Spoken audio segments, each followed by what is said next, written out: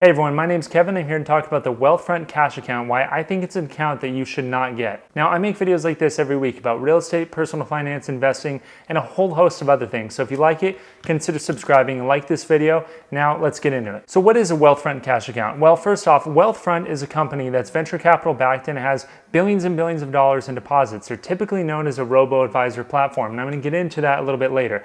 They just created a new account that offers the flexibility of a checking account with the high interest earning of a savings account. And at first blush, it seems like a pretty good deal. Some of the key highlights of this account is that it offers a 2.51% interest rate, which is phenomenal. It's way better than any brick and mortar bank that you can go to, like Bank of America or Chase, which offer on their checking accounts and savings accounts close to 0%. That is absurd. This account offers 2.51% interest, which as of the date of this video is among the best checking account rates and savings account rates in the entire country. The Wealthfront Cash Account also is FDIC insured, which, as I talk about in some of my other videos, is a very important thing to have. FDIC insurance at a high level basically ensures that your deposits are protected by the federal government in case anything happens to Wealthfront up to a certain amount. Now, this account is FDIC insured in the same way that a lot of other money accounts are FDIC insured, meaning they sweep your money into an actual third-party bank to get the FDIC insurance, but for all intents and purposes, it does offer FDIC insurance up to $1 million. And lastly, this account is free to use. There's no account maintenance fees of any kind, and Wealthfront doesn't charge you any robo-advisor fee on top of this account, which I'm going to get into a little bit later. So at a high level, the Wealthfront Cash Account seems pretty interesting. So why do I think that you should stay away from it? Well, in this video, I'm going to break it down for you. So some of the most obvious drawbacks of this account are the fact that it doesn't actually operate like a checking account as of today. As of today, you can't actually withdraw money from the account from an ATM. You can't have direct deposit of your employer into that account. You can't actually pay bills out of this account. So if you have your credit card bill or utility bill, you can't use this account to actually pay the bills. Now, their website says that they're trying to work on these issues, but to me, it seems a little bit sloppy that they would roll this account out without actually building out the platform to take care of the most basic of functions of this sort of checking hybrid account that they're trying to push out. It seems a little bit sloppy and something that I don't think bodes well for this platform. This reminds me a lot of the Robinhood account that was rolled out earlier this year, the Robinhood Money account, which offered a lot of the same features. It was free and it had a really high interest rate, but as it was rolled out, people discovered it didn't actually have FDIC insurance, a key feature of a checking or a savings account. Now, this does have FDIC insurance, a Wealthfront Cash Account, but it doesn't offer those same basic functions. So it seems to me that it's a little bit sloppy and a little bit premature to roll this account out as it is today. Now, one of the most strange things about this account is that you can't actually transfer money from the Wealthfront Money account into your Wealthfront investing account. Now, that seems really strange. Wealthfront is known as an investing company. You'd think that they would have their savings account attached to it, be able to roll over the money very easily into that account, but that's not how it is today. Again, they said on their website they're trying to work out this issue, but that seems really premature to roll this out, and you can't even move money within your Wealthfront platform. With all that being said, I think the number one reason to stay away from this account is Wealthfront itself. Now, hear me out. I think Wealthfront has done a lot of good for the financial industry, but in general, it's clear that this account, the Wealthfront Cash Account, is going to be a loss leader for them in their robo-advisor platform. The Wealthfront robo-advisor platform is a way to use technology and algorithms to tailor investments for you.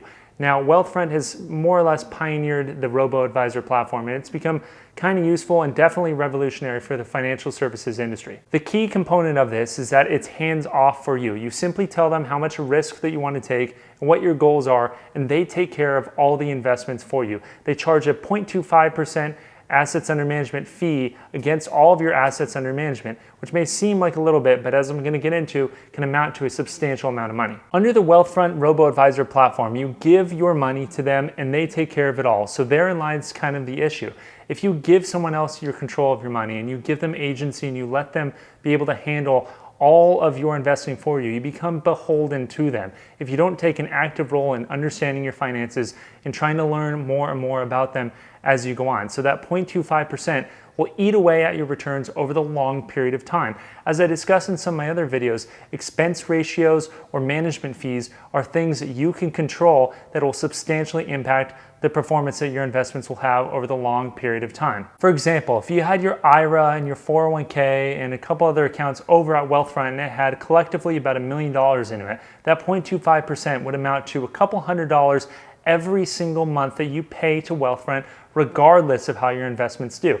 Now, if I were to pay you a couple $100s every month to sit down for about a half hour and learn about your investments, would you do it? And chances are most people would probably say yes. And that's why I think that people should stay away from the Wealthfront Cash Account, because it's clear that the cash account is going to be a loss leader for Wealthfront's money management robo-advisor arm. Now, I want to be clear, for some people, this Wealthfront robo-advisor platform can be a good thing on the whole, because I know people who invested with, for example, Edward Jones or other financial advisors, which charge 1 or 1.5%, which is substantially more than the robo-advisor platform for Wealthfront.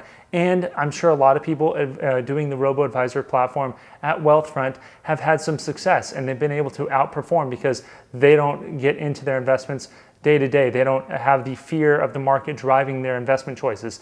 And by and large, I think this can be a pretty good deal for some people. But for most other people, I would highly recommend them learning more about their investments so that they can avoid paying these sorts of fees, so that they can have a little more agency in their future and in their retirement. Because if you're beholden to this company, maybe they could raise their fees in the future, or maybe they just collect your fees over a long period of time. That's your money. And if you were to learn about your investments and understand them more, I think you'd find a whole lot of benefit in doing that. So those are the main reasons I think you should stay away from the Wealthfront Cash Account. It doesn't have any of the typical features of a checking account, like the ability to have bill pay or direct deposit.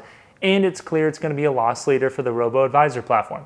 With all that being said, which account do I think you should get? Well, there's a lot of good ones out there. I'm going to link them below. But the number one that I would highlight, and that I still haven't seen gotten a lot of press, is the SoFi Money account in the SoFi robo investing platform. So I'll start with the SoFi Money account. It has a slightly lower but still incredibly good interest rate of 2.25% compared to the 2.51% of the Wealthfront Money account.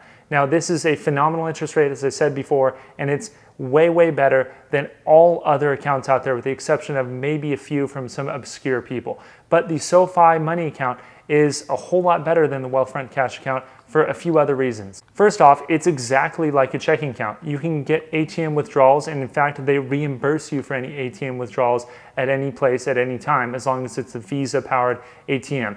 In addition to that, the SoFi Money account is completely free. There are no account maintenance fees of any sort, of any kind. In addition to all of that, you can pay bills, you can pay your credit card, and it has all the flexibility of a normal checking account, and it's FDIC insured. I myself got the SoFi Money account a few weeks ago, and I gotta say I'm really impressed by it so far. The platform online is very sleek. It has a lot of benefits to be able to use it. You could set your spending goals. You can do a lot of really interesting things that aren't typical of a checking account. And overall, it's a very smooth and interesting and unique way to have your money sit there so you can pay for your bills but earn a little bit of interest as well. So about halfway through recording that, I realized my dog ate my microphone, and the audio of the last portion of the video was unusable. So I decided to just go on the microphone here. That was my dog who just sneezed, by the way. Anyway, if you look at the website here at SoFi, they have a lot of interesting things that it's talking about. If you click on the members benefits sort of page, you can see they have financial advisors at the bottom. Now, this is interesting because, like I said, SoFi has no fees on the robo-advisor platform as of today, which is phenomenal when you compare it to Wealthfront's 0.25% interest that they charge on all of your accounts under management. So first off, that's a major benefit. Secondly, you can actually get in-person, on the phone, one-on-one advice on the house, as you see at the bottom of that screen, which is pretty interesting if you want to have a little bit more hands-on approach. In addition to all of that, they also have some interesting articles, as I was saying, where you can learn about your money so that you're not beholden to a company like SoFi, and you can actually learn and grow with your money. They have articles that are at a high level, and they have articles that are a little more detailed. So overall, I think SoFi is a better choice here. That's why I prefer it over Wealthfront. Like I said, Wealthfront's a pretty good company, but when compared to other aspects of the financial industry, other companies like SoFi, I think it's not as good as you could get. So anyway, that's all I got to say about this video. If you like it, consider subscribing to the video, and I'll see you next time. Thanks.